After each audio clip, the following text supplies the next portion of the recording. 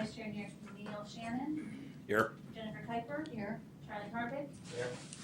Elise Sotomayor. Here. Brian Sitcher. Here. Bob Silverford. Here. Jack Hosper. Here. And Pat Allen is absent, as is Beth Cook. Thank you very much. And also, City Manager. yeah, he's got childcare issues tonight, so that works fine. I guess the first bit on the minutes is the review and approval of the minutes of the last meeting. I know they came out a little bit just recently, so if you haven't had a chance to review those, please do so. Otherwise, I didn't find any issues in it. Nor did I. Nor did I. Okay. Well, we're open to. Move to adopt the minutes of May 22nd. Second. We have a motion and a second. All those in favor? Aye. Aye. Aye. Opposed? No opposed. Okay. Public comments. Do we have anybody from the public who would like to make any comments? No? Okay. We'll have another opportunity to do so at the end of the meeting if someone shows up in between then. So we will proceed right on into community or committee discussion. You all have in front of you a copy that Sylvia's put together for us, which is color-coded and noted, similar to other packages that we've had in the past.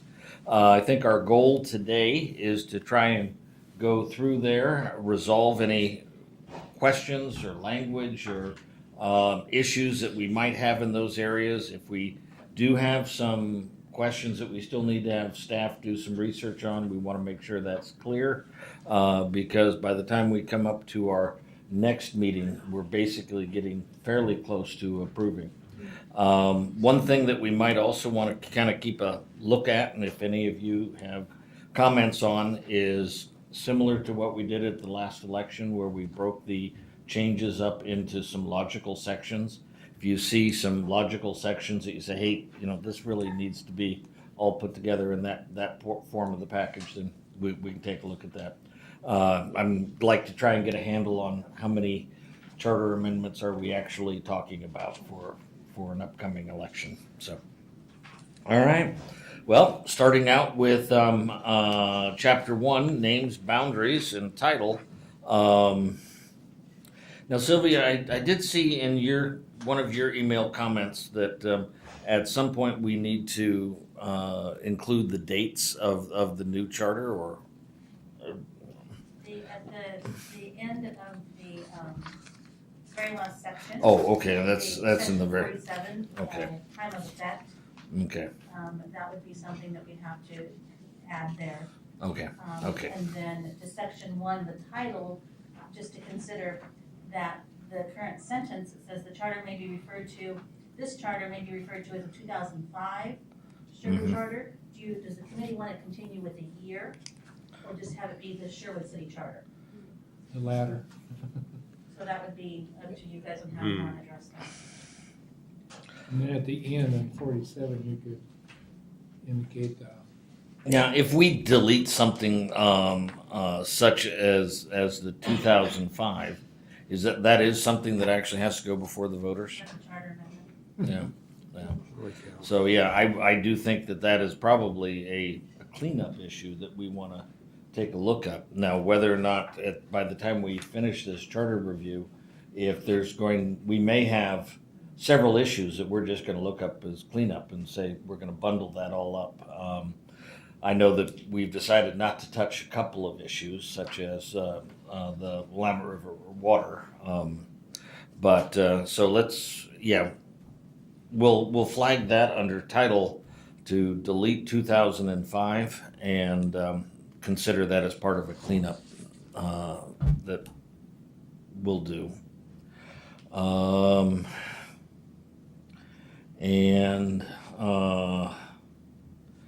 So as we come on down through, obviously no changes in names and boundaries.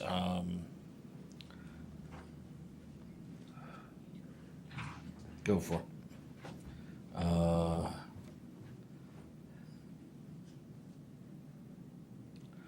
So under powers, construction, distribution, okay.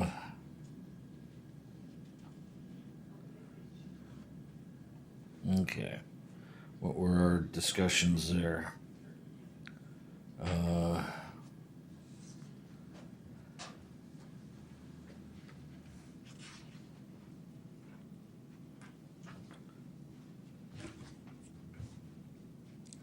Okay, so the red line change that was discussed by the committee was the addition of the subject to the consent of the city council by resolution. Council appoints members of the commission, boards, committees, subject to the consent of the city council by resolution. So basically what they are making clear here is that the appointments of the committees are done by resolution.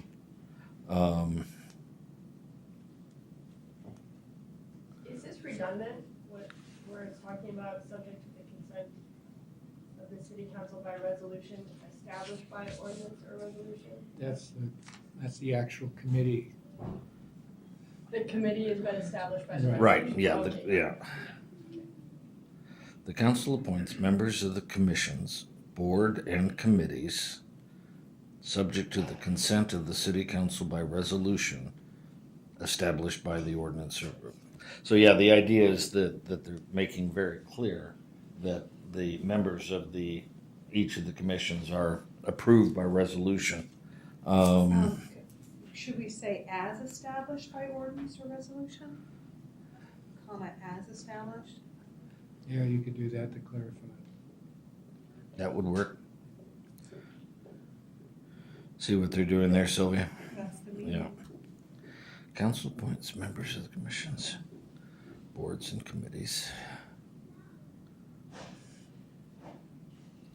Is that, sure, okay. Mhm. It keeps the meaning. Okay. Was there anything else? Okay. And then on to chapter 3, section 7. Well, actually, that's already been addressed. So section 8.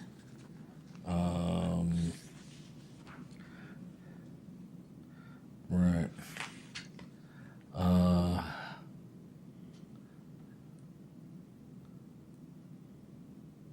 Section 8's the order of business. Right. And basically, it's a discussion of the mayor. Presides over the mayor serves as the political head of the city government. The committee discussed not amending the language pertaining to the order of business, and considered adding the language, a majority of the council may cause an item to be added to the agenda of any meeting or to the agenda of a future meeting if need to meet requirements for public notice.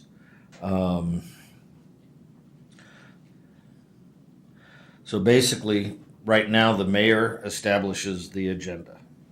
And this rule would allow the council by a majority to add an item to the agenda.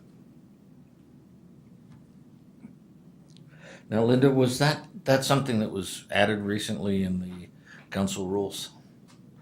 So basically what this would be doing is codifying it in the charter for what the council has recently established in their council rules.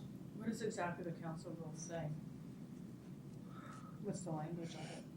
Just to ensure clarity. That under the order of business, under council rules, there's a section above it that shows the order of business. It's not exact, but inserts an option for agenda adjustments, consent, public comment. And then down below it says the agenda will be established by the mayor and the council president with the assistance of staff, and that once an agenda has been published to the public, that you can't make amendments to the public without consulting the mayor and the council president and making sure that we have time for 24-hour, at least, adequate 24-hour notice. Okay. Which is why we have, if needed, to meet requirements for the Right. vote. I think so.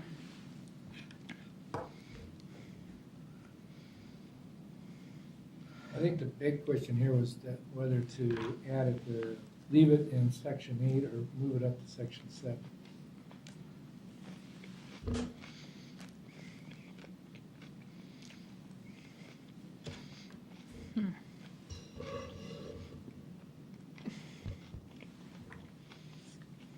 Yeah, because it is a discussion of the council rather than the mayor, which is section 8.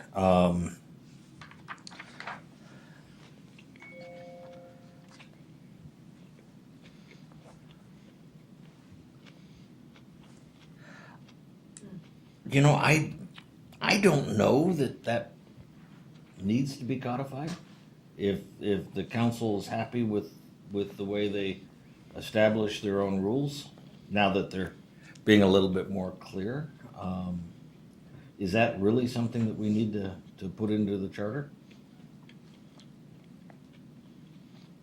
I don't know that the council rules said exactly what we've said here. It didn't sound like it, unless I misunderstood. Council rules can change. Well, and that's true, and so I guess it's a question of, is there a concern of the council rules being hijacked, someone taking over them? Can that even happen though? Yeah. I mean, Well- as far as council rules go, there has to be a majority of the council, agreeing to a change. I mean, there's a notation in council rules right now that when you follow Robert's Rules of Order, if there's a councilor who wants something put on a future agenda, they can request it, take a vote, and then it goes on the next agenda because we're a representative democracy and majority rules. So, but that has to be done in session. He can't just call us up and say, I demand this to be put on the agenda. I mean, normally it's not really a tense process. I mean, sometimes it doesn't work for the next agenda because it's either too full or we need information from staff, and so the mayor will put it on the next agenda. So it's not really a contentious issue, but I mean, any agenda can be hijacked if somebody has a majority. Correct. Honestly, Correct. but that's one of the And this reasons why- wouldn't change it either. No, All right. no, because the council enforces its own rules. Yeah, what we did do, Neil, was we did, in the charter, told the council that they need to review their rules. And, well, every time a new council comes in. No, it's every general election. So, I would think that would give council the opportunity to set up their own rules the way they like them, whether or not they want this sentence in or not. I'm kind of thinking it doesn't need to be in the charter, that they have ample opportunity to, test which way the wind's blowing, so to speak. Yeah. Yeah. As I say, I look at it. I don't see it adding anything to the charter or direction to the council. It almost seems a little like all of a sudden we bring up the agenda when we, section 7 and 8 really don't talk about agenda and how to set agenda. Right.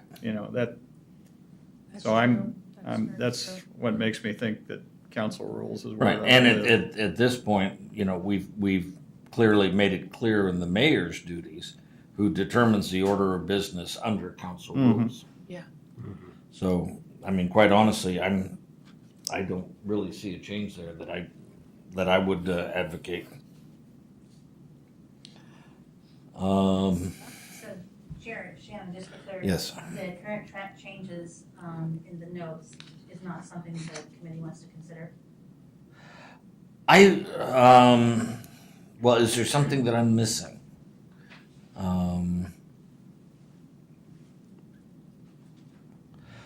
No, I don't. I don't think that we need to track that any further. I think that, at least by the group of people who are here, that we're fairly satisfied with the current language. It was good discussion, and I'm glad that we were there. But I don't see it as anything that we need to continue to track. Okay. Chapter 3, Council, Section 8. Mayor, in order of business, I think we basically, we've addressed that. So Chapter 4, Section 16, Legislative Authority. Ordinance adoption and public hearings.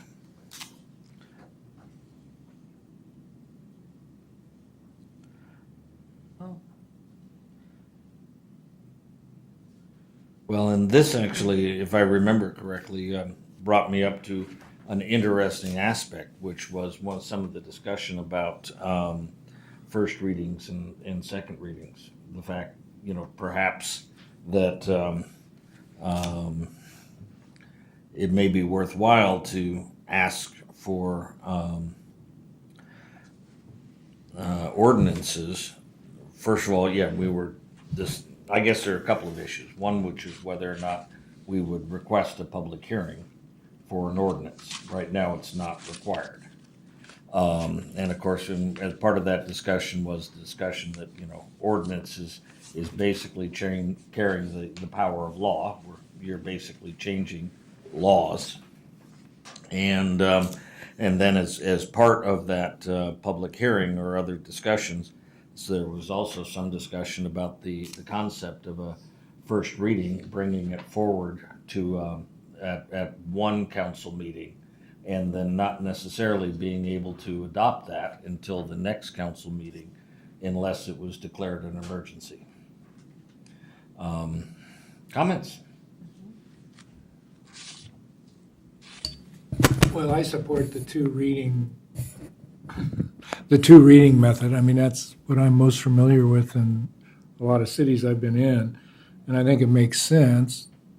And I think Joe was going to give us some examples, but obviously he's not here, so we don't have those in front of us. But I think, and maybe we delay this until we see the examples, but I guess I would be in favor of a two reading as opposed to, and given the fact that there can be an emergency, obviously, and I think most of those have caveats in them for an emergency, but I think it's just cleaner than trying to do a 7-day waiting period that we have written in here now.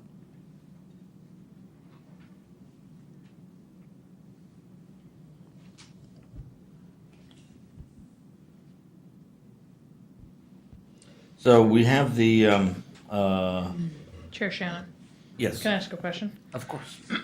So is the committee's concern motivated by the fact that ordinances do not require a public hearing? Some of them, only land use ordinances require a public hearing. So if we enact a law, I mean, we normally always have a public hearing, but that doesn't mean that every council will. So is that your motivation? Is it anytime an ordinance is drafted, you want a first and second reading or a public hearing? Actually, I would be in favor of both. Okay. And the aspect on that is the first and second reading allows the opportunity to get notice out to the people. It allows somebody to, read the agenda of the meeting, and even if they can't attend it, at least notice something that's coming up on the agenda that they want to continue to follow. I try and follow the council fairly closely, but I'll admit there's some meetings I don't attend, and Right. there's things that could have happened that I didn't know happened.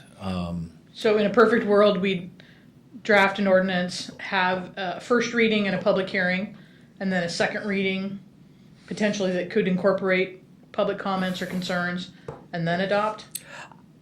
My thought more along the lines would be a first reading to kind of put everybody on notice that this is coming up, and then a public hearing at the second reading Second reading, that would allow the council to discuss and then perhaps adopt at that point. Okay. That's only my That's opinion. my thought too.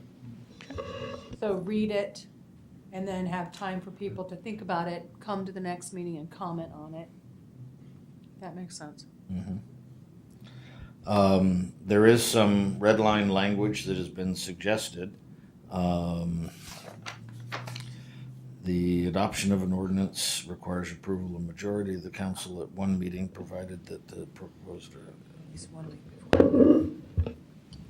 Yeah, I don't think the red line had anything to do with the first and second reading. I think that was what we were talking about, and then the suggestion came up that we do a first and second reading. That's when Joe said he'd look at some language Right. from some other city. Right. Okay. Well, I do think that we want to revisit that, and I think you've got a sense of the committee in some ways, Sylvia. I think the changes you made to A are not bad, which is just and after conducting a public hearing. The question about what kind of language we might have for a first reading or second reading, I'm not sure, and Joe might have some ideas on that. I think he was actually a strong advocate of it from the work that he did on the City of Portland charter review. So. Well, there's actually two separate changes here. The red line underneath the blue is actually a complete rewrite of A. It's not a rewrite, excuse me. It actually follows A up I see what you're until saying. Yes. at least one before the meeting, comma. The first one at the top says, and after conducting a public hearing, and the second one below that says, and further provided the council has conducted at least one public hearing on the matter, Right. which is a little more. Yeah, and I think we'd have another rewrite after we saw however we wanted to go on the first and second reading. Right. So, okay, we will need to revisit that. Okay. And again, if we can get some feedback from Joe, that would be excellent. Well, he did give us two copies. One was West Lynn, that talked about ordinances, and then this one. Alexa's no microphone on. I don't No, up. One was West Lynn, and I'm not sure, Lake Oswego. He gave us their charter chapters regarding ordinances, but reading through both of these, neither of them really are very specific like we want as far as the first reading, second reading. So I don't know if Joe has additional, more specific to what we're talking about. So I just wanted to point out that he did give us some. So what I can do is if the next meeting, we were talking about the next scheduled meeting of the committee, if there's a lapse of 2 or 3 weeks, which I believe there might be, that will give staff time to come back with something other than just examples, something a little more concrete that you can say, I like this one, I don't like this one. I believe we understand your intent is you want to have a 2-reading process within probably a 2-meeting process with public hearing at the second. Correct. Is that correct? That's right. Okay. Then we can come back with something a little more concrete other than just examples. In fact, I think When is- looking at our calendar, I think June 19th is the next one that we discussed. And I'm pretty sure Pat said he was going to be available for that. All right, so that takes us chapter 4 into section 8, section 33.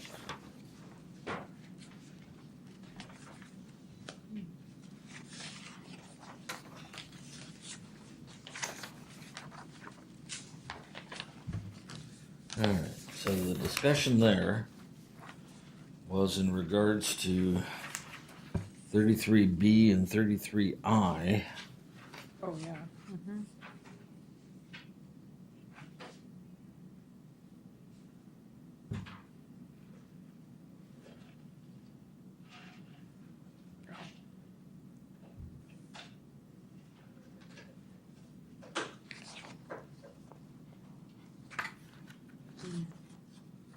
Okay, 33B just discusses the addition, the appointment or removal must be without regard. That almost seems to me be a cleanup. I don't see that as being a big change to the charter.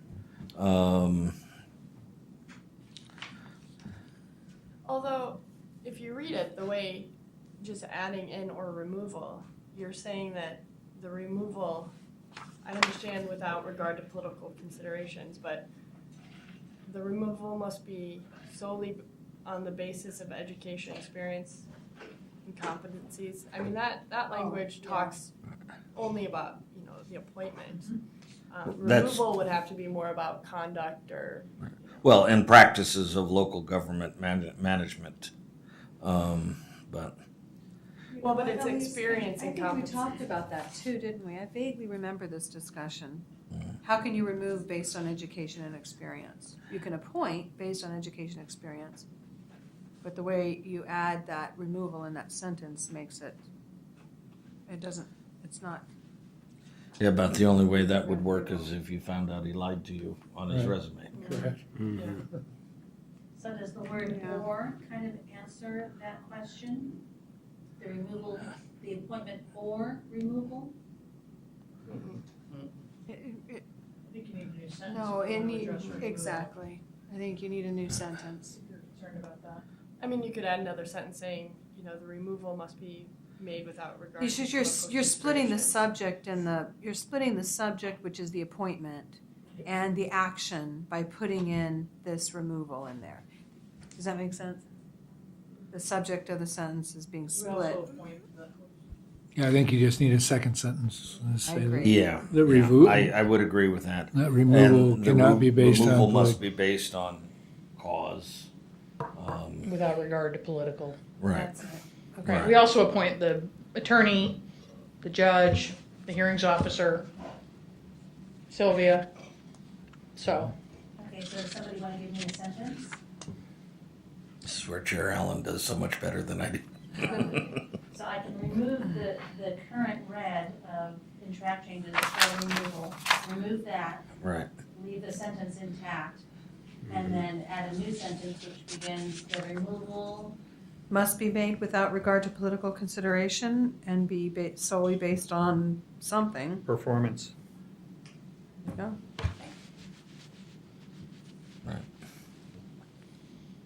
Yeah, that would work. but also has to be done by the majority of the council.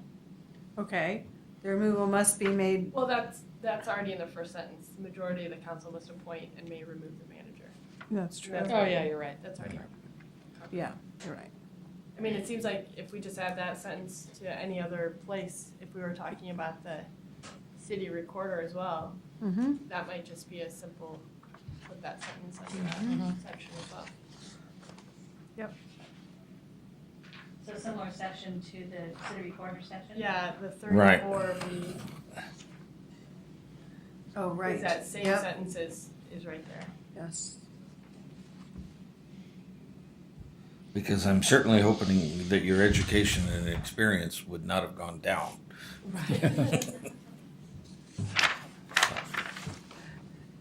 And then is that same language then in there for the municipal court judge? I don't even know that's in. Oh, there it is. That's section 36. Oh, there it is. Back to the removal, that sentence, could you read that back the way you're going to put it in on 33? We're gonna have a second sentence there that pertains to the removal, is that correct? Yes. Yes. Someone to the city manager. Okay, and it's going to say without regard to political considerations And and must solely on the basis of, performance. there could be other reasons why you want to remove Yeah. somebody. It just doesn't have to be on performance. It's true. So why It would probably you- should say job performance. What about cause, Bob? Is there an understanding of what cause would be defined in the? Why don't we just leave it? Well- There shouldn't be done according to political considerations. Just leave it at that. And not try and And that- list all the methods, all the other reasons for dismissal. And that's what the council's for, is to establish what those reasons may be. Right. As long as they're not political consideration. Right. Just make it a simple sentence. Yeah, if you use the word cause, Then you have to define it.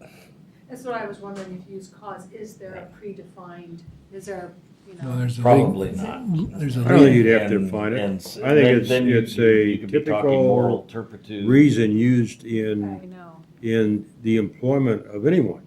yes. It's, and I assume that the employment at will is implied Yes. here, right? yes.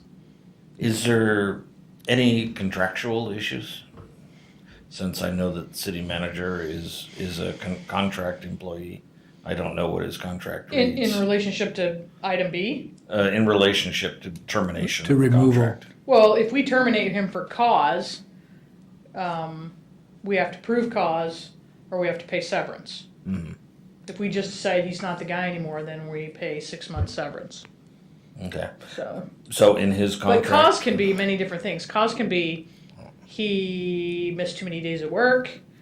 Cause can be he lied to us or she lied to us or didn't do what we thought they were going to do. So, cause can be many different. It can be very egregious or something really annoying that we're just tired of.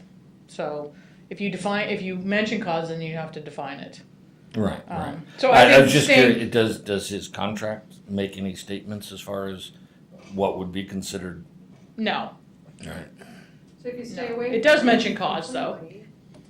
I'm wondering, I know I missed the last meeting, but what are we trying to do here? It already says in the first part that the majority of the council may appoint or remove a manager. Why is that not good enough? Well, because the appointment, the next sentence is talking about the appointment Mhm. and political considerations. I think Okay. that was the big thing, but it So doesn't that's what say, we're worried about? but is it doesn't political say anything about the considerations. removal of them.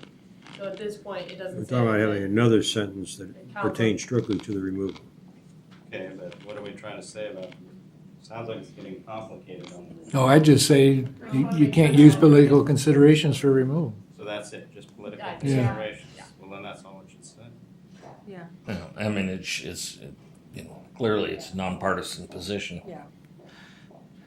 That should work.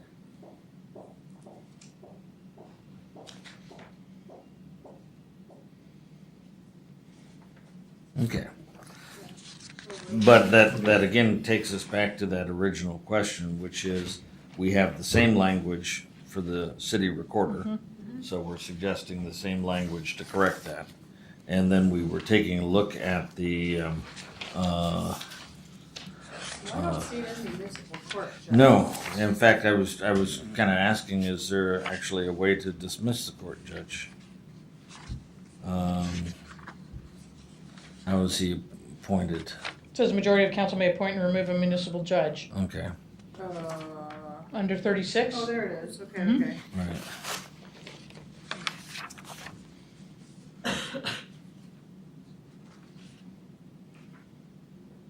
Okay, That follow-up sentence just isn't in there. Right, This one. right. Okay. Fine. I'm comfortable with that. Uh-huh. Okay. So that takes us to 33I.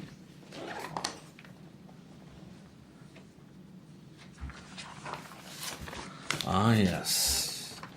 Undue influence. No council member may directly or indirectly attempt to coerce the city manager or a candidate for the office of manager in the appointment or removal of any city employee or in administrative discussions.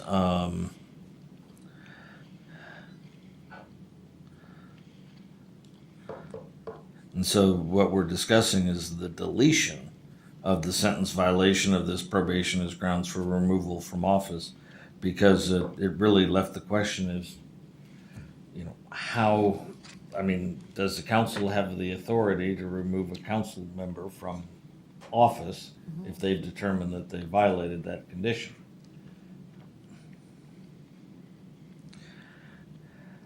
Comments?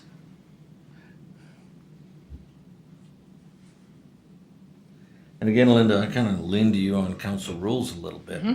Well, currently this is in the charter, Correct, so, correct. and we can remove a counselor after censure in a public hearing as well. And that's based on council rules? Right, right. But does everybody understand what the word coerce means? And can you think of an example? I'll pay you $1,000. money, Or how about if you don't do this, I'll get everybody else to fire you? Right. extortion. Yeah, yeah. Or, you Or know, threat. I'll make your working environment so damn difficult that You'll want to leave, yeah. you'll want to leave. Right, right. Yeah. Yeah, I mean, we had a member of council warned for telling a previous city manager a while ago that he wanted to bring a resolution to council, and a councilor told him, you know, look, you don't have the votes, so if you bring it to council, then you won't have the votes. And the current city manager thought that was coercion, so immediately called the mayor and called the city attorney, and, you know, the counselor thought it was just FYI. You know, I'm giving you my opinion. Right, but, so coercion has many different meanings, you know, and coercion can be of an existing staff member, not just the city manager as well, as far as I'm concerned. I guess the question is, do you think it's adequately addressed in council rules?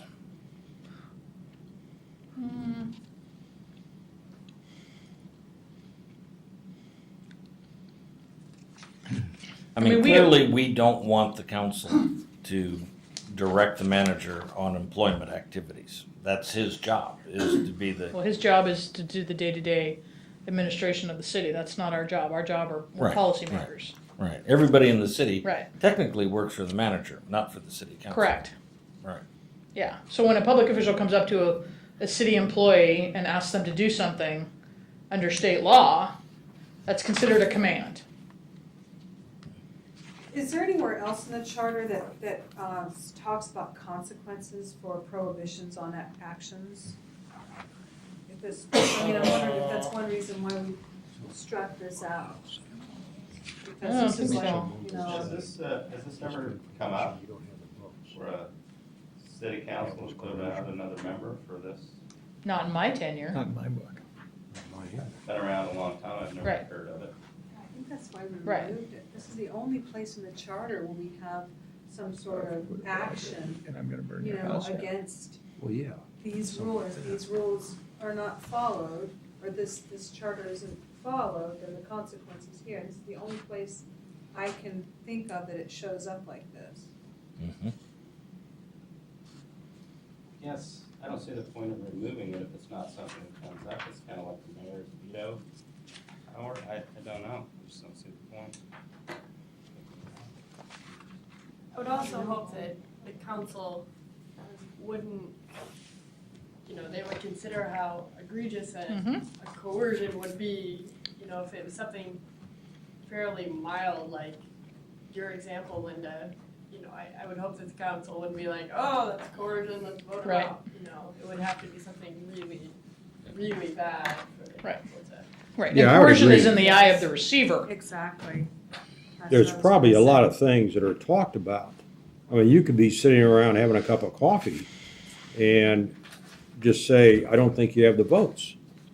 That's coercion? Yeah. I don't think so. Well, to the back to my point, which is coercion is in the eye of the ear of the receiver, and like so sexual that city harassment. manager felt coerced and cried foul.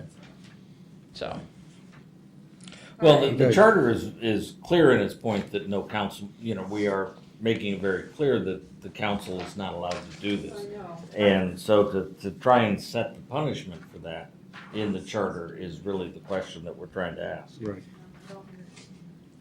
I'm assuming this is something that shows up in a lot of cities' charters, though, right? This isn't it's in something the that we this just- is yeah Part of the the, model charter. yeah. Almost all of them have this. And I think the reason for it is coercion is considered, you know, like the worst possible thing you can do Right. as a public official. to Well- another public employee. And the fact is that even if we leave it exactly the way it is, it really doesn't change anything because it's still back to a majority of the council under council Right. rules. And the majority of the council has to vote to censure somebody too. Exactly so. So- So, Yeah. you know, is it something that we want to bring forward and change? I would suggest, Sylvia, that we go ahead and leave it on there as far as still a point for discussion. Let Chair Allen come chime in and anybody else who's here. Beth? But I'm thinking that right now that the thought is probably no change. Easier. Okay.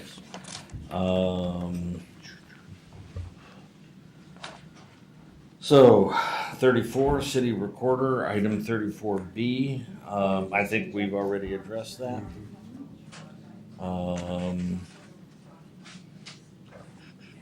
Chapter 8.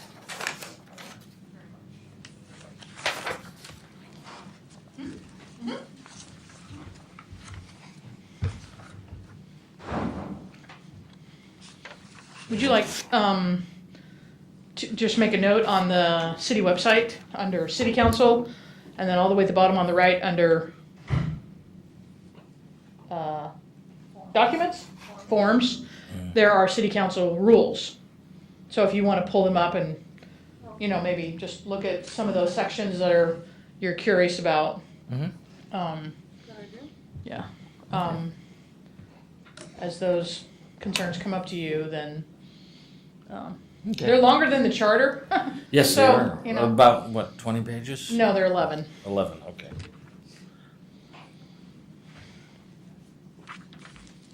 But I would expect them to be longer.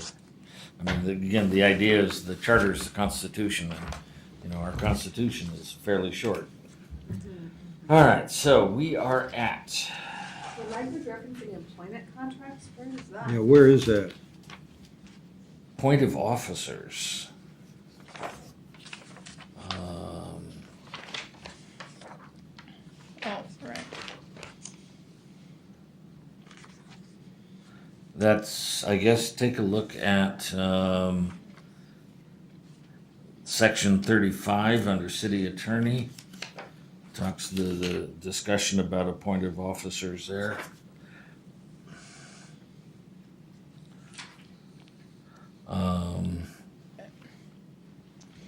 The lack of language for these positions, it references council executing employment contracts.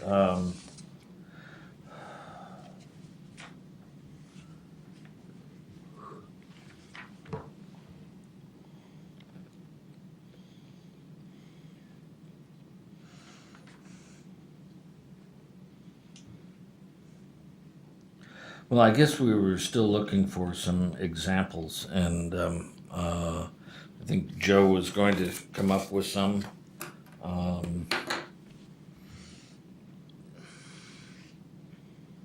I think if you look at the discussions back from May 1st. Mhm. That's not Right. on. Back from May 1st, that was more in regards to the lack of the language that pertained to contracted employees. Ah, okay. And I don't think that has been answered yet. As far as, does that matter to the committee? Do you want additional language that references contracted employees for those that are contracted? Or just leave the language as is? If you do consider language of contracted employees, to consider that similar language for the municipal judge. And potentially the hearings officer. I believe at the last meeting, the committee decided not to go the route of the hearings officer because that was in the code. So at this point, it's either you have language of contracted employees or you don't. And whether or not you guys felt that was important.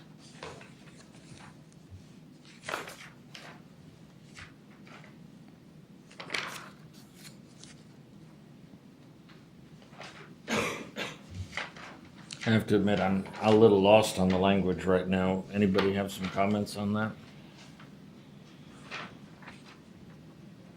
Seems to me the only place that might be necessary to even talk about contracts is just in the city attorney, where we've discussed it, talking about having a contracted firm.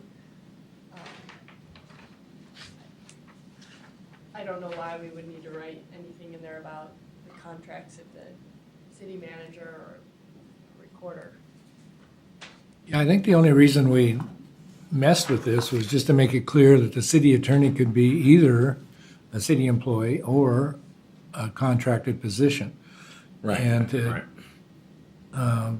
and that the city council still had the authority to remove the person either way. It could remove the firm or could remove the individual. I don't know that we wanted to get in much more detail about contracted employees. I think it was just to clarify the situation of the city attorney. Right. So really what we're looking at is the red line language we've got under section 35 for the city attorney. Quite honestly, this looks pretty good to me. So basically, the office of city attorney is established as the chief legal counsel of the city government. The city attorney shall either be a direct employee or of the council or a firm under contract adopted by the council. Majority of the council must appoint and may remove the attorney or contracted firm. If the city attorney is a direct employee, the attorney must appoint and supervise and may remove any city attorney office employees. I'm pretty happy with that language. That looks good. I believe that's exactly what we had agreed to at the last meeting. Yes. Okay. Yeah, this was from last week, correct? Mm-hmm. Yes, yes. But, and, you know, Sylvia's basically taking everything that we said last week and Yep. in a very short time put it together, so thank you very much. All right, so that takes care of through. Just a 8. question for Yes. Sylvia. Is that the way it really works? The city attorney appoints his staff, if his staff are outside the firm that he works for? Oh, this is if it's a direct employee. Currently, the city is contracted with attorneys. Oh, yeah, yeah. And attorney firms. So the employees of those firms, the city wouldn't have jurisdiction over, the council wouldn't have jurisdiction over. So we've never had the scenario where the city had a contracted individual attorney in office, here in office, where that attorney would now say, I need an assistant. And I supervise that assistant, and I will determine who that assistant is. And if I choose to fire that assistant, that is solely my call. So that's kind of what this language is saying. Mm-hmm. That It is. we have not ever experienced that because we've always used a firm. And the council didn't ever have jurisdiction over the employees of that firm. So really what that last sentence is saying is if the city attorney is an individual, he or she could go out and hire their own paralegal or legal secretary. To some degree, yes. Although it would have to be budgeted. So Yeah. for example, if the city council budgeted him staff, then he would be the approver of that staff. I mean, it would still be a city employee, still technically reporting to Joe, but the approval or acceptance of that would still be based by the city attorney.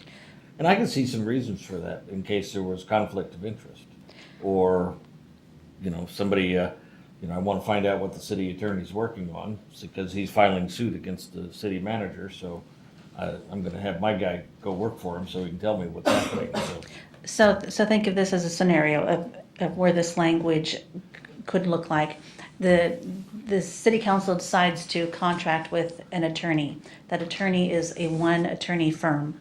That attorney has a paralegal and a secretary in that firm. The attorney no longer wants to pay his lease on his building. He wants to now occupy office space here at City Hall. The city wants to contract with that attorney. That attorney comes in, he brings his staff. That attorney now supervises and manages his staff. And those staffers are now considered city employees, getting benefits and PERS and all of the perks that an employee would get. But yet, the question would be, do those employees fall under a labor agreement? Yes or no? Would the city attorney determine that versus the council determine that? So those employees that came with that attorney are now under the attorney's jurisdiction.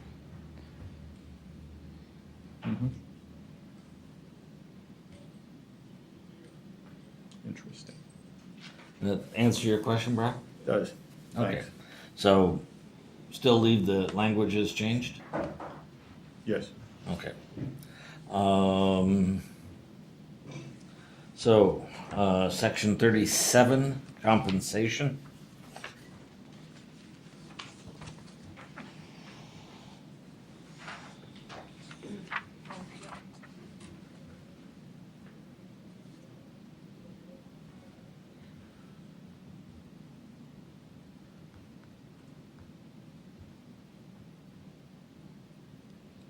Okay.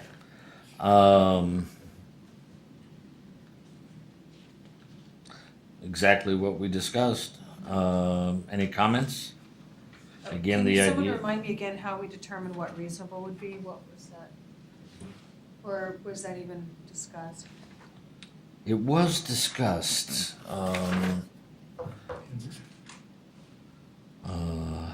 We decided we didn't want to try and define it. Right. Maybe that it would be by council rules or something like that. Well, the city manager approves everything, right? So.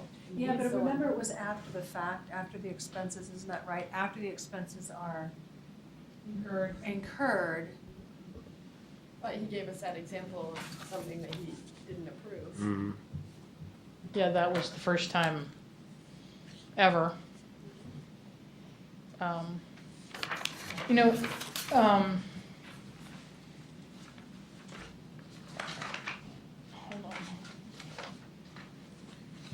I had Brad print me the council rules.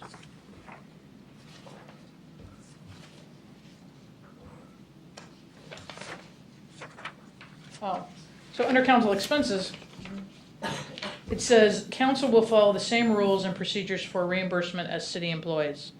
That's currently not happening. Or currently we haven't been trained on purchasing. I mean, I never submit anything after the fact myself. I would always, you know, like I went to a emergency management seminar last week. It was a breakfast with an organization that the Westside Economic Alliance, and so I sent it to her and said I'd like to attend if there isn't a quorum already, you know, going. And so she ran it up the poll, I guess, to Joe and then let me know. So in that situation, she was able to use a credit card. If it was same day, I probably would have paid for it myself after I got approval and then submitted a reimbursement later. How do city employees do it? Do they get approval ahead of time? Generally, approval is done through their supervisor. So the department head would have knowledge of that conference or send that employee to go to that conference, therefore resulting in potential mileage reimbursement, the city paying for that registration if there was a registration fee. So that is managed at the top. Kind of seems like maybe council should be schooled in that way. I mean, if that's what council rules already say, it doesn't make any sense for them to get reimbursed after the fact, where they should just be as responsible as a direct employee is and get approval ahead of time. Especially if that's what council's rules say already. Yeah, and I do believe the council knows that. A lot of the council, there's not a lot of outside activities by all 7 members. So generally, again, in past practice, you had the mayor who attended those regional meetings. It was the mayor that had that monthly standard expense report, where the other council members didn't attend those meetings because the mayor did it. In this case, you have more councilors participating in regional and county meetings who are submitting expense reports, and the rules don't say that they can't. So we are partners with, the city pays for, if there is a registration fee, and they'll go and attend those. There's no rules that currently indicate that they cannot submit. It actually says that they can. They are eligible for those reimbursements. Some choose to submit and others don't. So it's to some degree a matter of choice. And whatever amounts are submitted would be reasonable and customary. Is that a fair statement for them to get approved? Correct. As Joe had mentioned at the previous meeting, it would be kind of up to the city manager to determine what would be reasonable attending an event that was not connected to the city or did not benefit the city, or an event that you didn't go as an elected representing the city.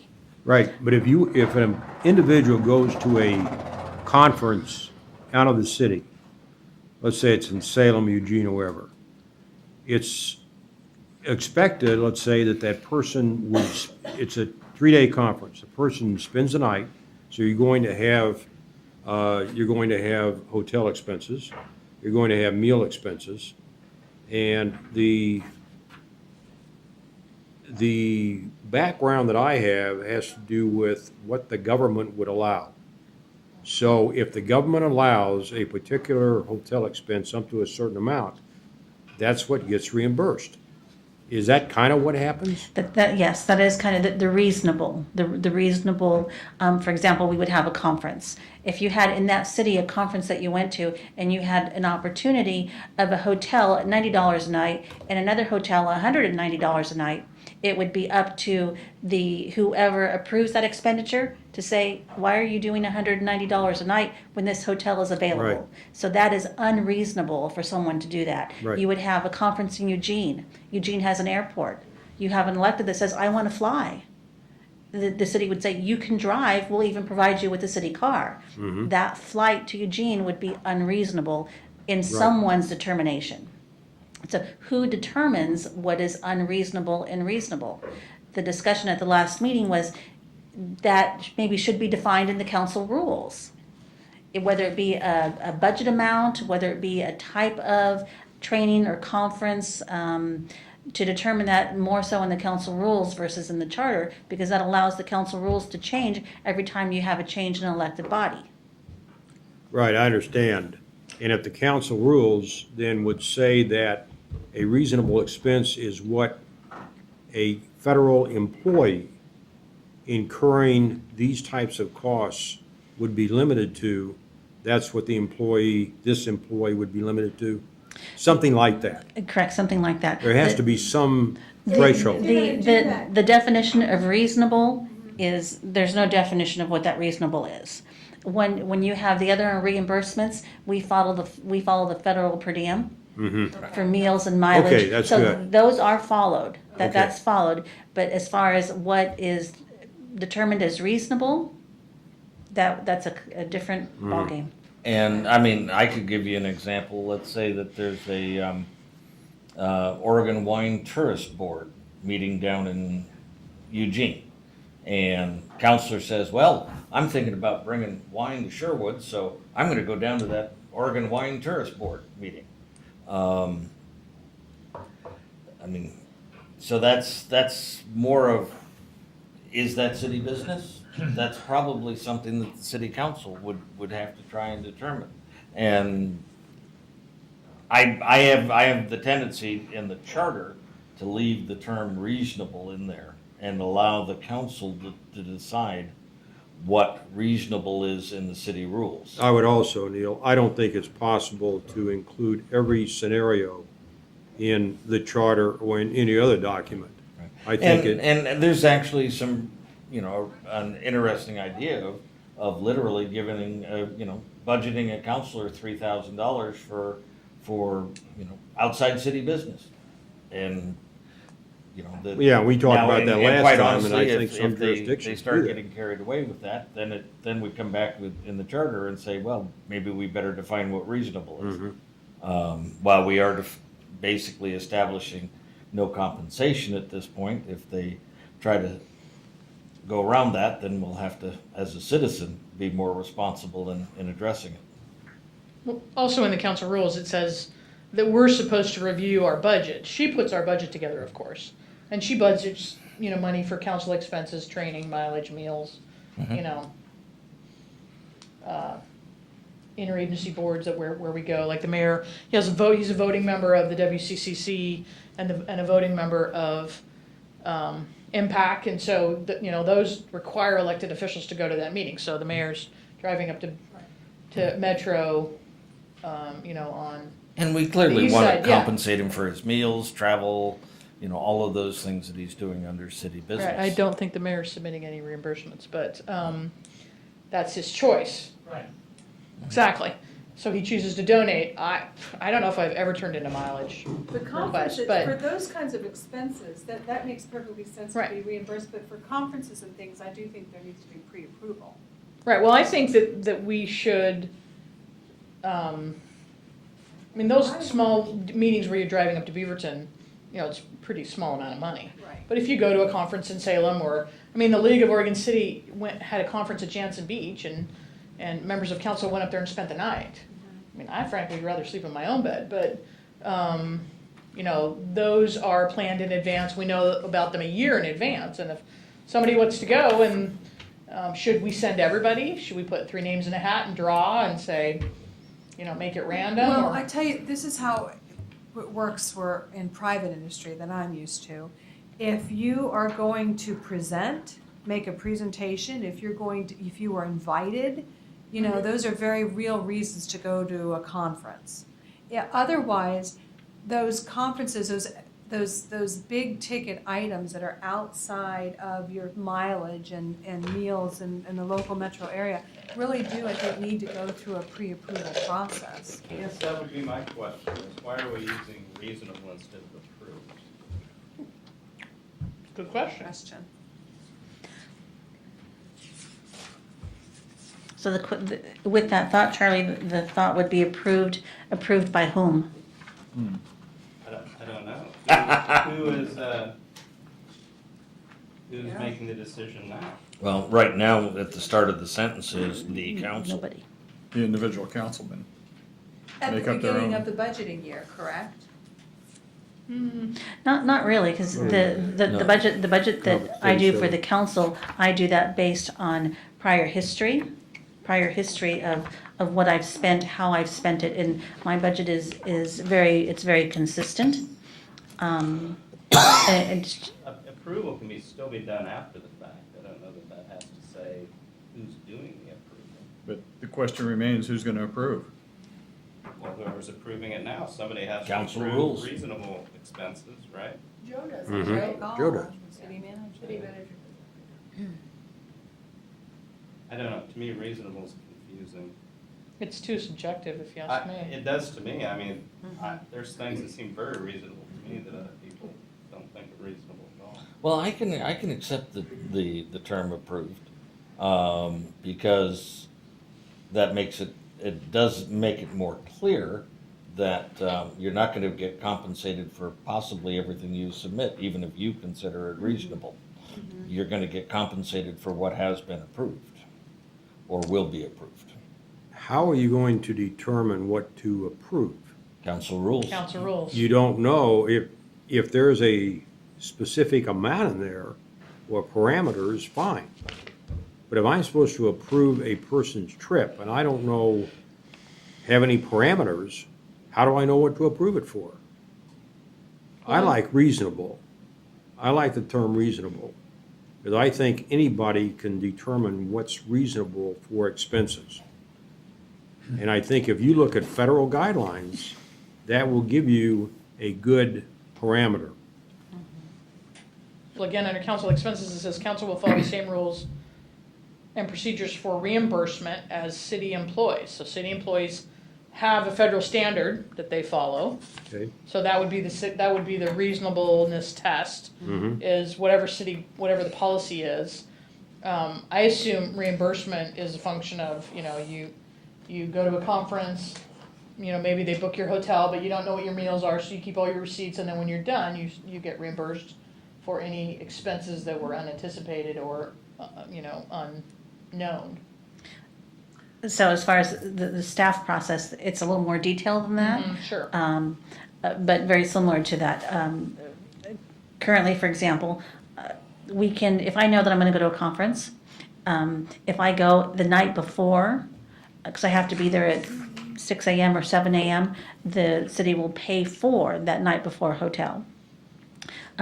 The per diem piece of it, even though we do follow the federal per diem, the finance department wants to get those expenses approved in advance. So I would have to submit an expense report with the assumption that when I drive to Bend for a conference at 7, 8, 9 o'clock at night, that I'm going to stop and have dinner, that I am allowed to expense that dinner item on my way there so I can attend a conference at 8 a.m. the next morning. So that dinner is an allowable expense. If I choose to leave early in the morning and have breakfast and lunch on the way there was no reason for me to be there 12 hours prior to a conference. Those 2 meals aren't reasonable. They're on you. Correct. So it's that's really not, it's somewhat written, but it's not clearly defined. And it's basically up to the management staff that the council has in place to manage that.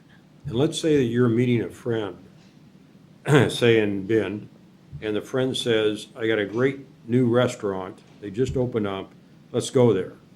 And the average price of a dinner there is $40. You have the option of paying that $40 and having dinner with your friend, or going to a more reasonable place and having dinner for $20.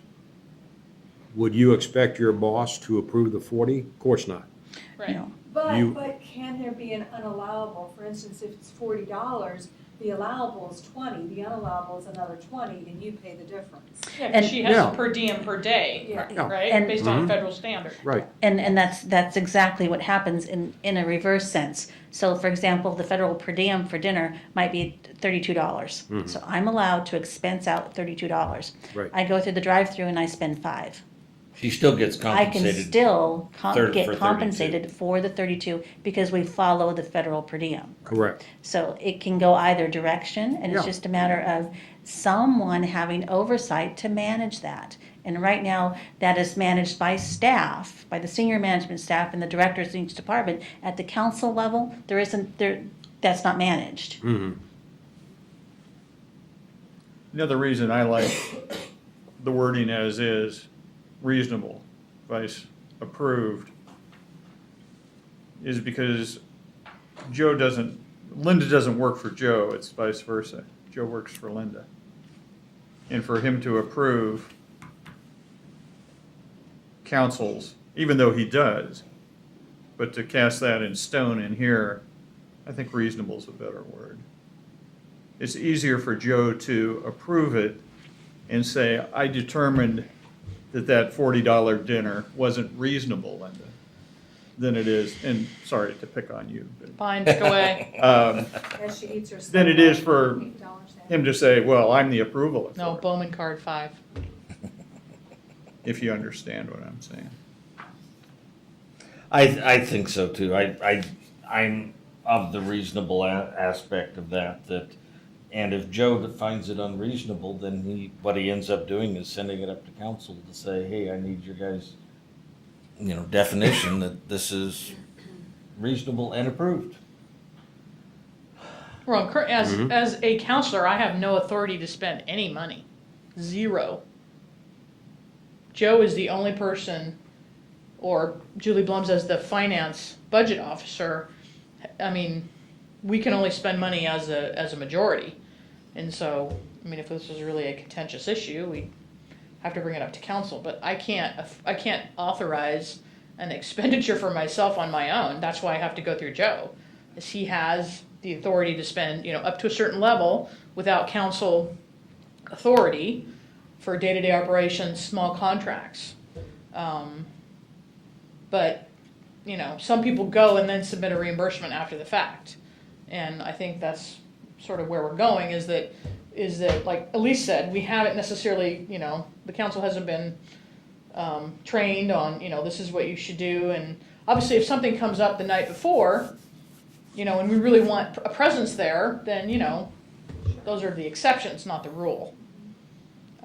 But everybody who's on council has had a real job. Yeah. let me see. Yeah.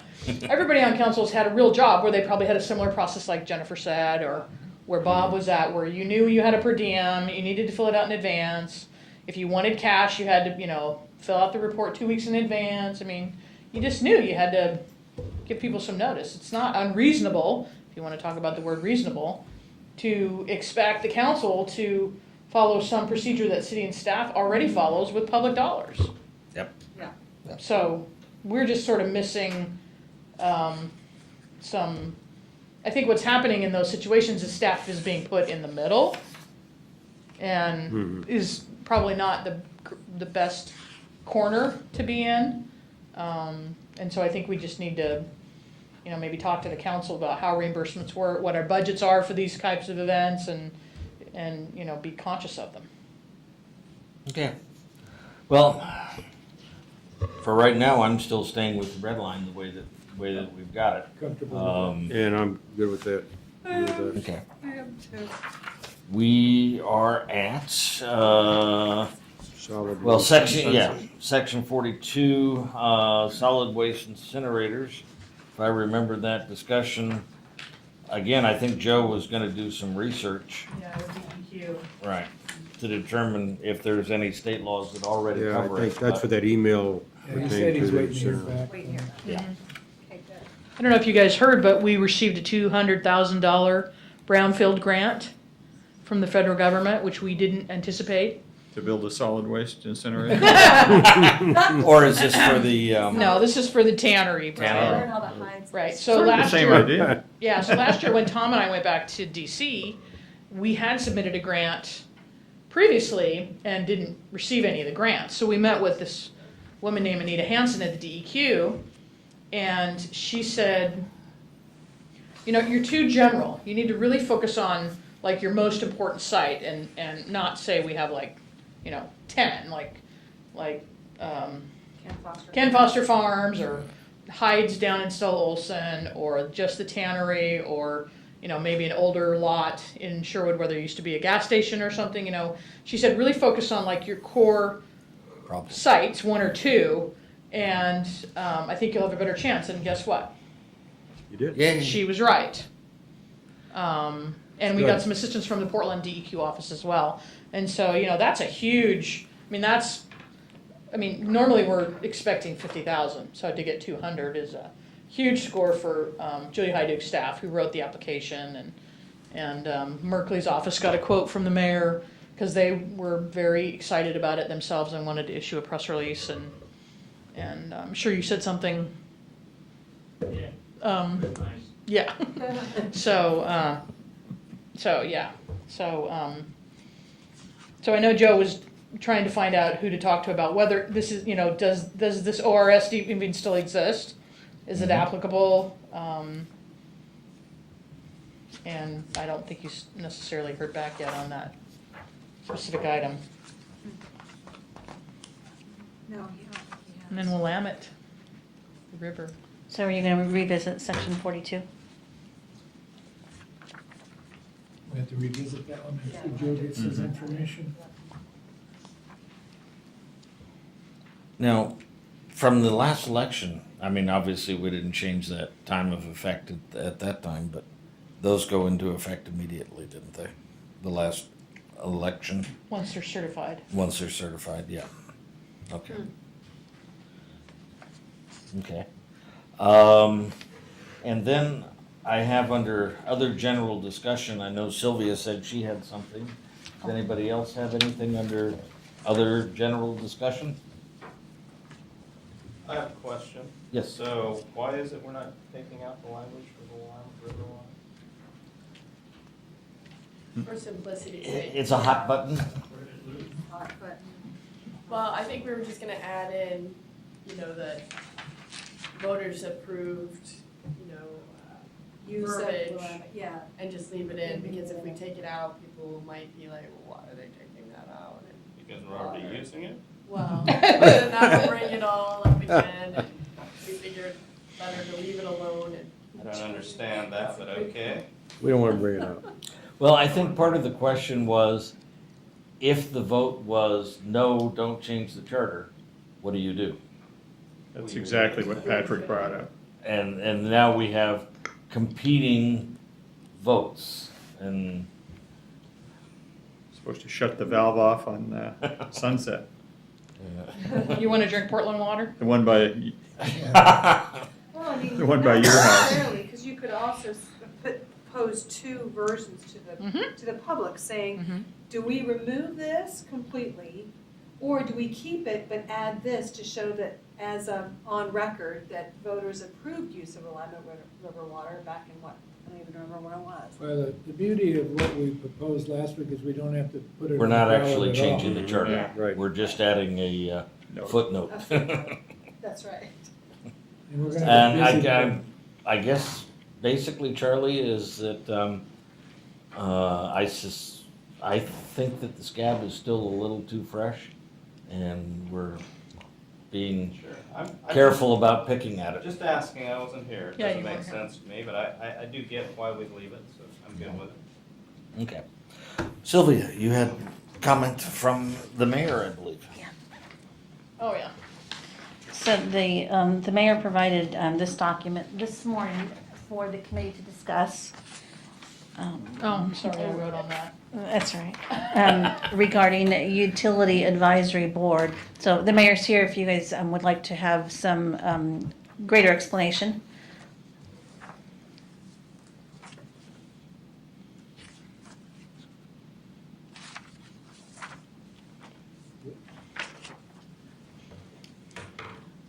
The note at the bottom where it said Westland, Oregon City, I believe at the discussion this morning when this was provided, was these two cities potentially have something similar to this language. Well, Actually, exact, I copied it out. Oh, for which one, Mayor, do you recall? I thought it was Oregon City, Bill thinks it's Westland. Okay. Does anybody have their I didn't, Oh, I have Westland. yeah, it's in your book. Westland's in Maybe the you book. could, it's probably at the end. And Yeah. I think it, do you have Oregon City too? I might, let me look. We Whatever don't Joe in our gave us, book. I have. Yeah. Let me see. What is it, the advisory board, how many people's on it? It's something it was on our goals, I believe, that we wanted to form this, so that's just a rough draft, you guys would have to decide it, I mean, it would be one of the few boards too that would be in the charter, but it's in the charter of the other Second one. cities. It's the only, will be the only book in our charter. Okay. I got Wilsonville, Newburgh, Yeah, there was. Either Westland or Oregon City. okay. Well, This is different than the Westland one states a utility advisory board is hereby established. The utility advisory board shall make recommendations to city council concerning rates for water. These recommendations shall pertain to those legislative matters to be decided by the city council concerning or affecting rates, such as master facility plans and service levels as they relate to rates. The utility advisory board may also make recommendations regarding such city-owned utilities as the city council from time to time may determine. Appointment, terms of office, vacancies and removal, meetings and other organizational matters for the utility advisory board shall be provided for by ordinance of the city council. It's getting good at detail. That's what Westland says. okay. I think it was Oregon City that had the maximum 3%. Okay. I don't know where it is. okay. And what would the advantage of putting a board in the charter versus having just a standard committee like a budget committee? I don't or know, it's just because these were in the charter, and I don't know why, it's because it's mandating a review of a utility, I don't know if it would have, that may be different, I don't know, but it was in those charters, and that was the only reason we even brought it up. And to see if the people even want it, I guess was one of the things. Well, yeah, and, based on that, the last election, part of the, the thing that immediately comes to mind is this independent authority board, which is what they were trying to do with the city of Portland, which was basically take the Water Bureau authority away from the city. Yeah, this is just advisory. So Correct, take yeah, and that's authority. exactly what, and that's because being advisory, that's why I wondered if Water's it, a huge issue. People always complain to us as a council constantly is why the rates go up and all that. If we had some group in between us that could actually explain to the public as well as we do, I think they'd feel it's more honest than, oh, they're just raising the rates again. And that's just something that we had talked about. That's why, I mean, it was not my idea, actually, it was just brought up, so. I personally think it's a great idea to have a board like that, but being that other boards and commissions aren't in the charter. But we have to look and see if there's a requirement because it's a utility, and that's the only reason I could think of why they would put it in their charter, unless the public brought it to them and voted it in because the council didn't do it. By initiative. Right, it could be by initiative, and that. Is there any parentheses there, Elise? Is that when they did this? It says it was amended 9/17/96. And it probably was because the council wouldn't form a board, so. Westland also, that particular amendment here is under their miscellaneous provision. The one above it is called voter approval of utility rates. And it says no utility rate increase may exceed 5% in any calendar year without first receiving voter approval. Maybe I copied that from above and put it down below. This has 3, not 5.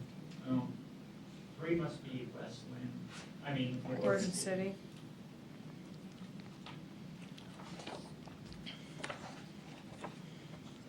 Well- No, you know, we can do it either way. I don't think you get the council to agree to put any limits on it, so that may be why you'd want to go to the voters, if you wanted to go to the voters, to make a maximum cap. Because right now, they could go up 300% next month, and there's not a thing anybody can do here if we approve it. well, I know Mayor and Linda that you're both aware, and I've attended enough of your meetings to know that the actual water rates are not the big cost of the bill that you pay every month. And the rest of what we pay every month, we have little control over. Oh, Clean Water Services, yeah. Yes. Yeah, that bill's gone up 4% every year for like the last 5 years. Although I suspect you'd have some citizen arguments on street fees and street light fees and Right. some concerns of the way that the city Right. uses the water bill to bill some fees. Right. That's part of it too. I yeah. mean, you can massage the water bill to add employees, take away, you know, there's ways of using it. Portland did that, they used to build houses and all that. And so if you had a committee that's looking at it, I mean, that's just something that, I don't know if we'd want to do it in-house or out. I just brought it out because it was in ordinance and it was in there. And we have a lot of water issues that it'd really be nice to have a committee to go to some of these meetings, because we have so many water meetings, it just takes so much time. It'd be almost nice to have a water committee that would really be able to work with Craig more and work with, you know, I mean, you could go one-on-one. We don't have the time at the council meetings to really get as involved, especially with Hillsborough now wanting to build a pipeline down, Walton Valley Water Districts. We need people really involved in it, and I don't think the council members have the time, to tell you the truth. I mean, they'd still be involved, but I think we'd like to have other people involved too. But it's gonna get real testy pretty quick. Well, we're on the WRWC, which is the Willamette River Water Coalition, and we're a voting member. Currently, we're the chair. So, you know, we have a vote on that body. I agree with the mayor and Elise that having a utility advisory board wouldn't just be for water. I mean, it would be for, Yeah. it could be for, or just a review of any fee that's imposed that's for utility, whether it's Clean Water Services, Would that include? franchise fees, and so they're not setting fees, but at least there's a sounding board for somebody to go and say, I'm not happy with Comcast, or I'm not happy with Frontier. You know, how long is the franchise? What are the franchise fees? You know, what do you do with that money? You know, currently it just all goes into the general fund, but And that could obviously also water include fees go into the water fund. Sherwood broadband too. Right, and it could be Sherwood broadband, it could be the street fee, the light fee. I mean, it would be any utility, you know, or rate generating service that the city provides that people would want to serve just because they're interested in, you know, that particular level of service. And then, you know, what if some point we get to the point where we have to do water conservation? You know, but how are we going to do that? We have a committee to go to that too. Right. Or Right. that Right. that we could have a commission member here go to that rather than a councilman having to go to that. Right. It's interesting. Right. It's with all the consortiums around Rock Creek, everybody has these little water districts all over. Yeah. When they had the boil water issue last Friday and Saturday in Portland on Facebook, people were like, do we drink Portland water? I mean, seriously. But they didn't And they know. and they were Yeah. like, Yeah. and they were like, do we have to boil water? And they're like, no. And one person was clearly an anti-Willamette River person, was saying no water is safe in Sherwood, and people were really like panicking because honestly they don't know that we drink Willamette River water, or they don't understand.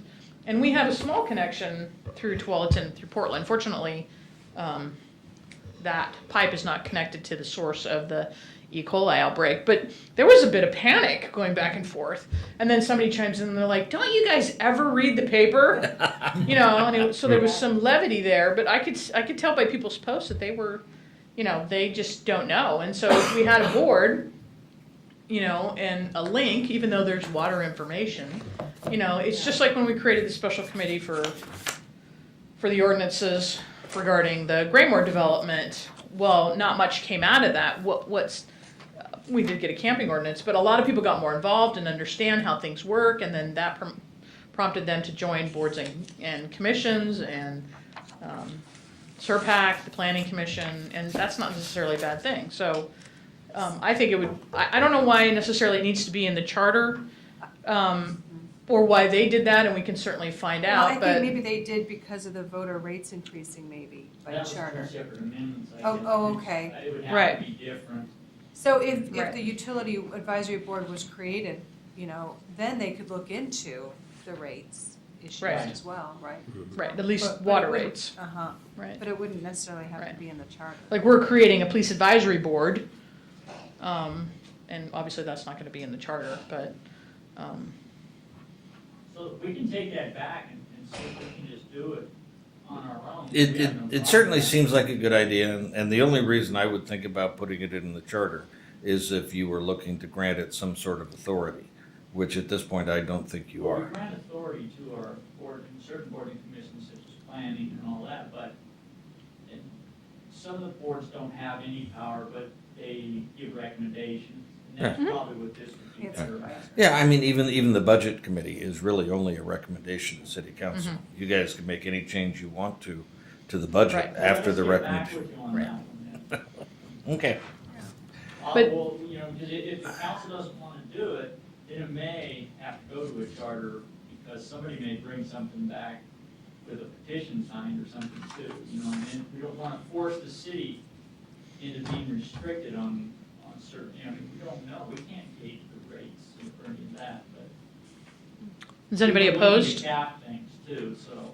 Is anybody opposed to the utility board? It's a good idea. I think it's a good idea. Something we can really use beneficially. It's a good idea, and it's a real trend in water business in the United It's States. complicated. Yeah, the mayor is, well, we were at a, Councilor Clark and the city manager and I were at a WRWC meeting 2 weeks ago, and TVWD was presenting this plan to members of the WRWC, and a bunch of staff members were there, and Todd from TVWD kept going, like Sherwood did, and it was sort of a repeat, and they're looking at $1 billion, somewhere between 800 million and $1 billion to rent a transmission line and expand the plant down in Wilsonville. And, we look like we went to the dollar store.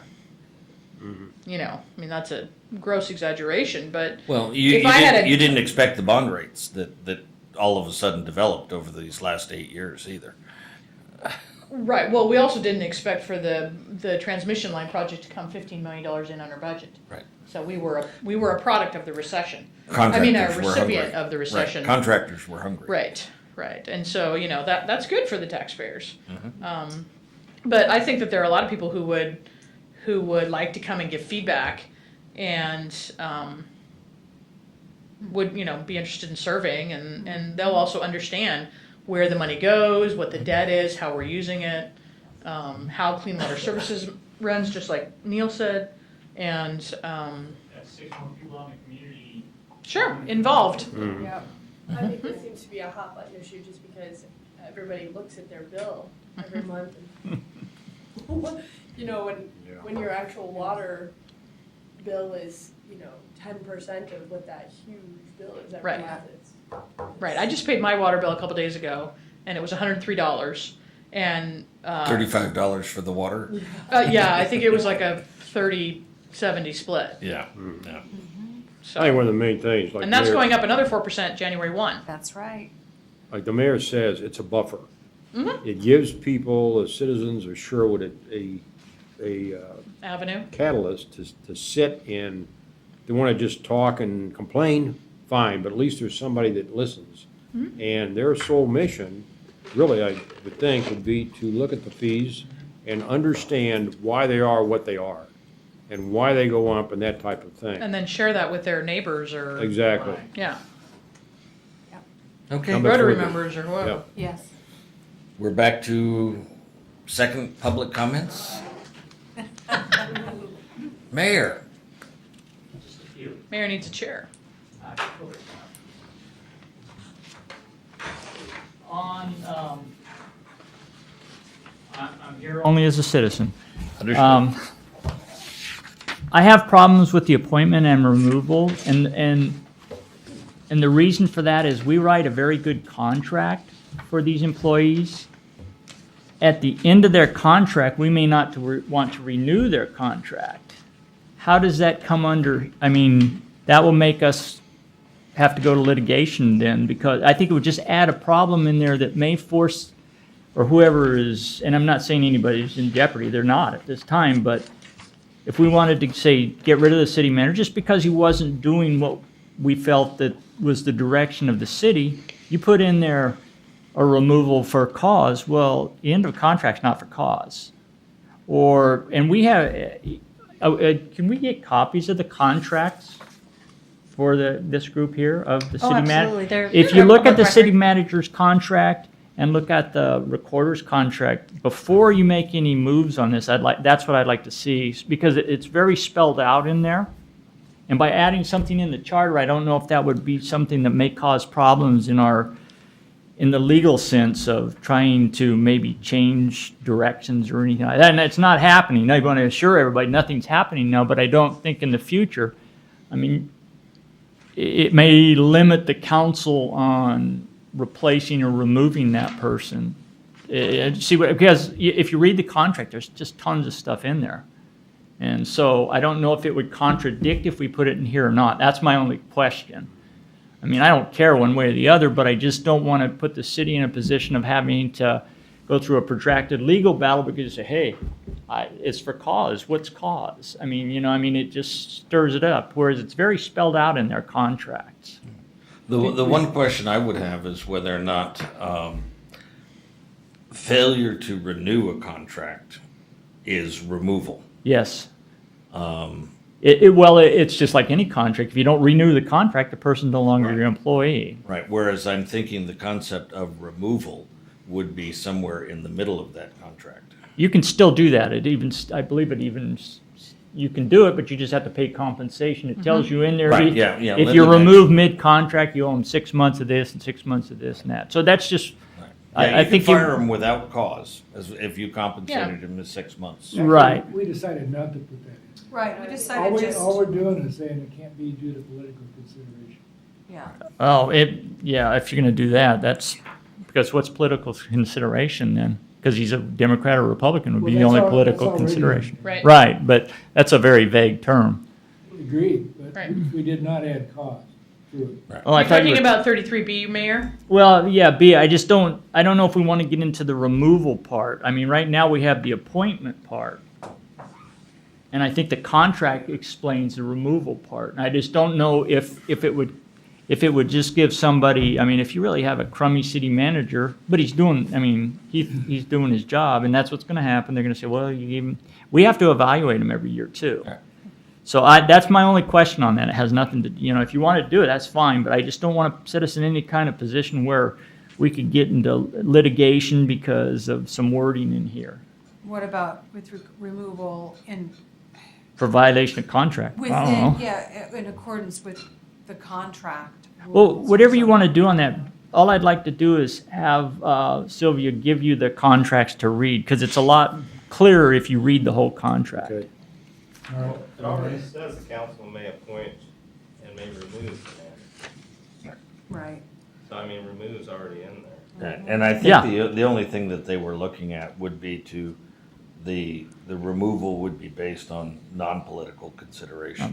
that's, but then that's open to, the guy's gonna say, I was fired for political reasons, prove it. Really? I mean, I'm not trying to be the devil's advocate, but we've been sued so many times, and I've been sued and all that, and a lot of it's just little words people throw out there. Political It's considerations. political. Yeah, How are you political. gonna defend it? I mean, that's my only question on that. And it has not, if you want to put it in there, fine, but I'm just saying, I'm always really kind of a little cautionary when if you put for political reasons, I just think that would be the handle they'd hang on to I'm go not- after you. Yeah, I'm not really sure why it's even in there. I don't either. Because politics is not a protected class. And we're nonpartisan. Yeah. So, Yeah. you know, I assume it's in there because it was in the model charter. yeah. Yeah, I Right, think but it does was, anybody and else- that's what Barry Elsener told us. They said, look at a lot of these, it's kind of a boilerplate, and a lot of Yes. it was just approved, so. But that's my only question on that one. Mayor, do you have a problem with when a contract expires Mm-hmm. and it is not renewed, you just terminate the relationship? Right. That is correct. Or you go And month that- to month. You don't have a problem with that? Oh, no, we do that now, and we're just renewing his contract for, I don't know how long, I think it's usually a year. Yeah, we haven't decided. We haven't decided how long, but we're renewing his contract right now. And it's just like any other employee, if you're a contract employee and they would decide it's time for change, that's the way it is. Right. And so, I just want to be sure that you're not talking about that. oh, no, Other than- not okay. at all. Doesn't constitute the So you favor on. I favor leaving it 33B alone. Not doing anything. I wouldn't, but that's just me, and because I really get, to put in there for political reasons, if you look at what people go after you for, it's any little thing in there they can say. I mean, I don't know if it would cause a problem or not. I mean, we can't hire for political reasons, but, so apparently we can't fire for that, but does that put a burden Another burden of proof. on the council? Yeah. Right. Yeah. And so that's my only question on that. And I think you read the contracts, it's pretty spelled out. And some councils, I don't know if there are or not, are partisan, and I don't know if they are in this state or not, but some states are definitely partisan. You run on the Republican ticket or you run on the Democrat ticket for councils. So I don't know if that's there may be somewhere in the state that does that, I don't know. Chicago does it, I know, and some of the bigger New cities. York does. Yeah. That's the only thing I had on that. I only had a few. Oh, on this thing on reasonable and all that, we got into I have no problem. Yeah, reasonable. I have no problem with that, but what I've recommended to the city manager, and it's supposed to start pretty soon, is on each monthly report, the department reports what training we've paid for or conferences that month. I think it would be very good if you think I'm ripping your money off, well, every month it's going to be in there where I went, what I did, because the public needs to know. We've got guys in this city going all over the United States, and I don't like it, but I have no control over it. That's the city manager's responsibility. I like to let the public know, oh, he was in Washington, D.C. for this week, or, I think it's the public's right to know. Some charters have where you can't travel out of state without permission of the council, too, but I don't want to get that far. But if we put it in the online agenda every month, everybody in the city would know where you're going, what you're doing. That way, if you're doing something that's out of line, the public's going to see it and say, hey, wait a minute, you're going to the wine festival, and that's what got some legislature in trouble when people reported, hey, they're going to Hawaii for a wine conference.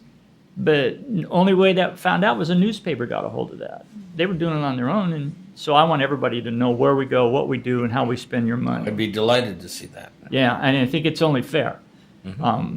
If you're embarrassed where you're going, don't go. So that's. But we do some stuff that, like we normally send 1 or 2 counselors a year to Washington D.C. and it's paid off. You see, we got the $200,000, and those kind of things are important. But I have no problem telling the public why we do it.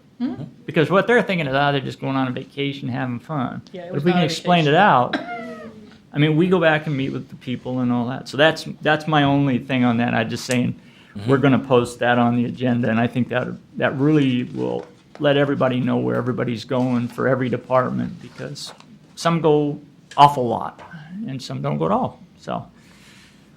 And my last but not least, violation of this, on section 33. Aye. I. Okay. Part of that is I got in trouble on that one, and I'll tell you why, okay? I don't know if anybody knew Bill Whiteman. He was a city councilman here. You knew Bill Whiteman, didn't you? Yeah. Yeah. He owned he was backflowing, and he owned a restaurant in Cottage Grove and all. He called me up one day and said, hey, I was in court. I observed an officer being abusive to somebody and all that. So, fine. So I contacted the city manager and told him, I said, you guys take care of that. Well, about a month later, nothing was done, and the father of the juvenile called, and Bill Whiteman called again. So I said at that point, I said, you have to do something. He felt I coerced him into that. That's the law. You got to do it. So I worry about, because I was threatened with this, the violation of this probationary grounds for removal. There was talk about trying to get me removed for that. They couldn't, because what I did was actually under DOJ statute. Who's they? Huh? Who's they? Well, it was talk around, and I don't want to mention the counselors' names, but it was brought back to me by a person in command upstairs. That they had discussed it with him to see if it was grounds to get me. Okay, but the council didn't discuss it. No. Just, it was Individuals. individual counselors, yeah. And so I feel that this could be used as political motivation to get rid of anybody they don't like. You get 4 people that like him, and the other 3 don't like you on council because you've taken a whole different direction. They can vote you out. And I could be done for coercion now, because I called the Public Works director and had him because a tree had fallen in the park. Well, am I coercing him because I'm telling him to do work? Technically, yes. But, and that's where I think it's too vague, and I would like to see that one removed. But it's like the veto, so we never use it. Yeah, and I think that it's certainly worth discussion, and I'd like to bring up what is the current council rules for removal of for cause of a counselor. It is very difficult. Well, it's a 4-3. You can vote anybody. Well, that was the example that you made just a minute ago, anyway. Right. So it turns into a popularity contest, because we have a split council now, but not as bad as it was. But you still have a group that would like to go in a different direction. So what stops them from getting for them, saying, hey, even in to coerce, what's that? You say, hey, Joe, we got something over here. Tell Public Works, can you let them know? That's coercion. So it's a very vague term. And I think that's a very dangerous statement in there. What statement are you referring to? Which The statement? violation of probation is grounds for removal from the office by a majority of the council after a public hearing.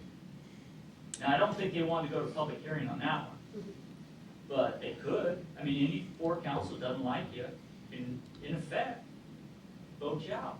I think that's why we initially had You know looked what at kind that. of storm that would cause in this city? Somebody, I'm not saying, even if it was the most hated council, I don't think the public would be supportive of it. So I think removing it's a good idea. I don't have much longer, obviously. So- Well, it flies in the face of their vote. They voted that councilman in, and Yeah, now you've got you're 4 letting people them voting him be out. Someone you voted in. Yeah. So. You'd be a little irritated. Yeah, but it could happen. It could. Because it's in there, and I think it should be removed. That's just my thought. Other than that, nothing. Okay, thank you. Sure. Darn, I forgot to start the clock. Over 4 minutes. Oh, yes. So this may be a little bit of a naive question, but my question is, which has more authority, the charter or the council rules? Charter. Okay, so having that information, what I would suggest is going back to chapter 3 and the discussion about a majority of council may cause an item to be added to the agenda of any meeting or to an agenda of a future meeting if needed to meet requirements for public notice. And I say that because I've also heard you all speak about, and Councilor Henderson, that charter or the council rules can be changed. I think this would give it more credence if it was in here or in the charter. That's just my thoughts, if that makes sense to you. Oh, it does. Okay. It does. Just jumbled. Thank you.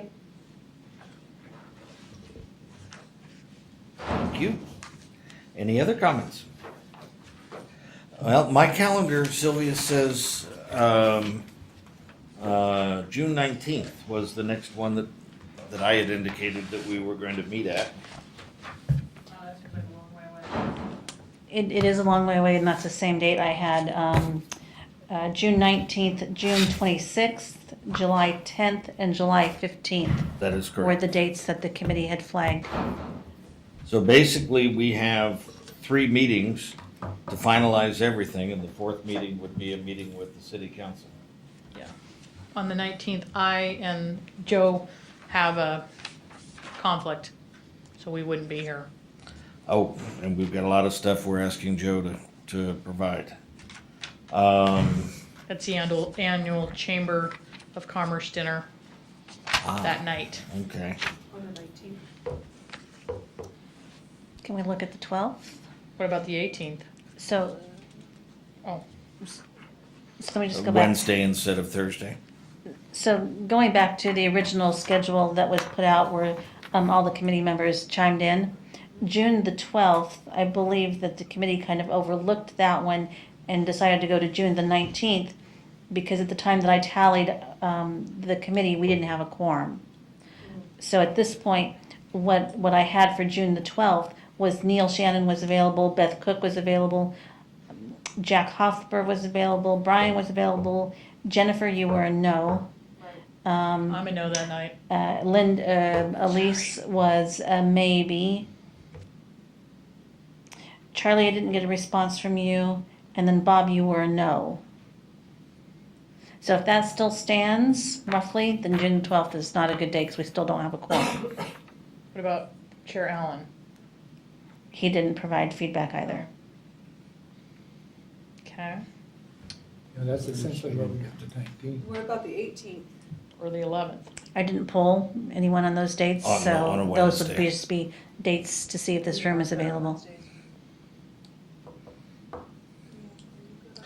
Well, I would, so, yeah, why don't we see if this room's available and For let's, which date? that would be for the 18th, Wednesday, the 18th. I'm kind of hoping everybody's at least in town that day and we'll have to poll the group and see if we can get a quorum together. But if, assuming that Joe's available and Linda's available, because those are some of the questions I think that we're trying to answer. Yeah, I don't have anything on that day. I know I'm good on the 18th. I'm good on the 18th. Fine. Anybody else? I think so.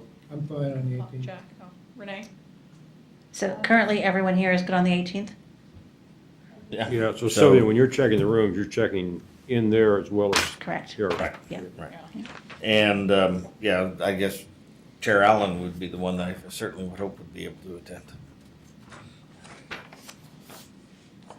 Okay, so I'll check the room. We'll continue to leave the 19th and the 26th still pending on the calendar Yes. until we can figure something else out. So for the next meeting, what does the committee want from staff? I have the notes. Do you want another charter with more blue notes? Do you want something a little more concrete? I know that Chair Allen had indicated as we went through this process for staff to build the ballot titles to have something going. So I currently have those kind of building. I just don't have any content for them yet. So at this point, I just need to know if the committee wants something from staff coming back. I don't have anything specific beyond what we had discussed that Joe was coming back with. Well, I would like to see the mayor's comments and Renee's comments added in, because I think that's important that we discuss those. Oh, that's right, the contracts. And also council rules, I mean, I felt the same way. You know, council rules can change, and if this is important enough for us to consider putting something in the charter, we can also consider whether or not council rules would change, thereby. Do you feel comfortable getting to the city website, getting the rules, or would you Yeah. like Sylvia to email them out to us? We absolutely. I have them right here if you want me to run copies. You know, it's so simple to get them off the website. Yeah, It's just, Okay, It's I easy. just It's wanted to ask. just know that those rules may look completely different, 15 years from now, I'm just saying. Huh. Those are in flux, 15 correct? days from now. What? 15 days from now. That's true. Hence the. Pat Allen says yes, he's available on June 18th. Excellent. Sylvia, with the mayor's suggestion of a utility advisory board, could you run that by Joe and see if where he thinks it should be in the charter or just council Absolutely, and see if there's bless some, it? And if he goes, if he's unsure and thinks it needs to go by legal, we should probably take it by legal. to see if for it's the a next requirement meeting. because it's a utility. Yeah, Okay. Oh, yes, yes. that'd kind of close the loop on that so we can, We establish fees and budget though, and it's not part of the charter. Entire fee schedule is part of the budget process. That is correct.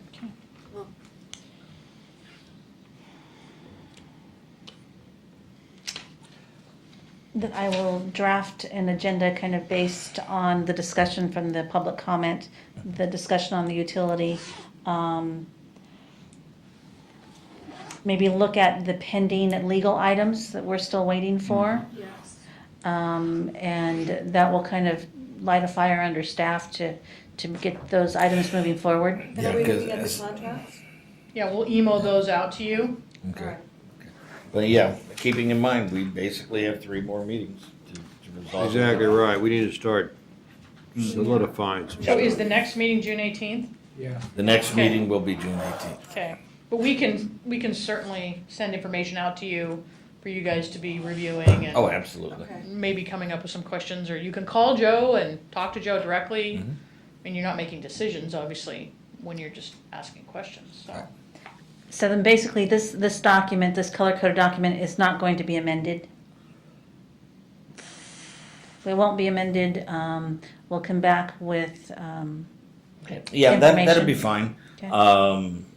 I think there's some that we're pretty darn close on decisions, but I don't mind leaving everything there and getting Pat's opinion on it too, so. Okay. Anything else? Meeting adjourned.